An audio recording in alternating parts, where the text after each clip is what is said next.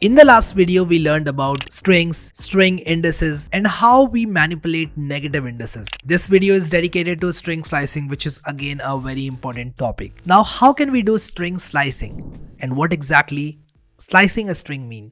So let's create a program called slicing.py.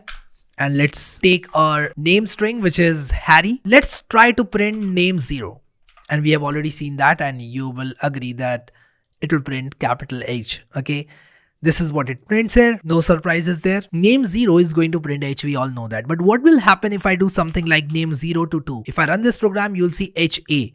So basically what happens is, just like the range function, which goes from the number to the number minus 1, this goes from 0 to 2 minus 1. Okay, which is 0 to 1. That is 0 to 1. Okay, so the thing is that this will go from 0 to 1 and you'll get 0 and 1, which is HA. And this is what string slicing really means at its core. Okay, so let's now explore this even further. What will happen if I start incorporating negative indices? So what if I, instead of saying name 0 to 2, if I say name 2 to minus 1? So the thing is, the best idea is to convert negative indices to positive indices, okay, and then resolve. So let me show you how this is going to work. So this is same as name, and 2 is already a positive index and minus 1 is a negative index. So I will add size of this string, which is 5, to this number minus 1, and 5 minus 1 is 4. So I'll say name 2 to 4. So this is same as 2 colon 4. Now we can easily find the output of this name 2 colon 4, which is simply going to be 0, 1, 2. So the second index is here. So R is going to be printed because it's at index 2. Then another R is going to be printed because it's at index 3. But since we already know that it goes from 0 to n minus 1, so this will go from 2 to 3 and we'll get R printed on the screen. So if I run this program, R will be printed and HA is being printed because we already have this line. If I comment this line out, only R will be printed on the screen, as you can see. So this is how negative indices work. It's always a good idea to convert positive index to negative index. So this is how you can do string slicing in Python. Really very easy. Okay, let's now talk about another type of string slicing, which is the step. So far we have seen positive indices, slicing with negative indices. Now we'll see slicing with step. Now let us say I have the string which has been modified to this. I have modified this string to better show you how this works.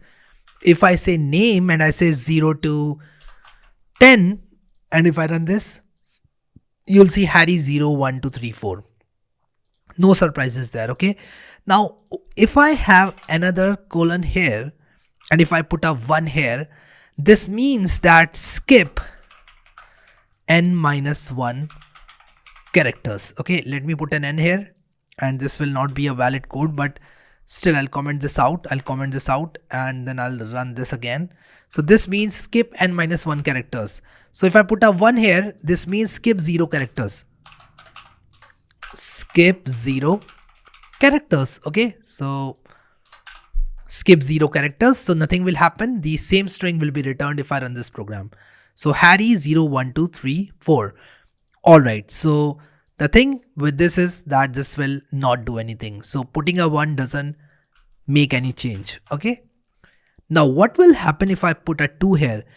It means skip 1 character. So what will happen is it will first find the output for name 0 to 10 and then it will skip 1 character. Let me show it to you.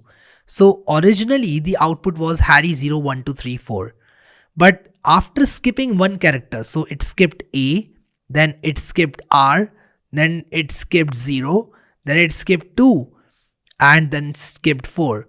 So HRY13 has been shown as the final output. So if you want to skip 3 characters, you will put a 4 here because this is n minus 1 character. If you want to skip 2 characters, you put a 3 here, and it means skip 3 minus 1 characters. That is 2 characters. Let's try to run this. And if I run this, what will happen is it shows me HR14.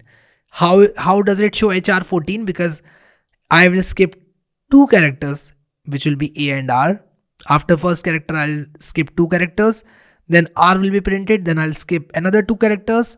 then 1 will be printed, then I'll skip another 2 characters, then 4 will be printed. Okay, I hope that is easy. Now I'll show you something else and then we'll end this video.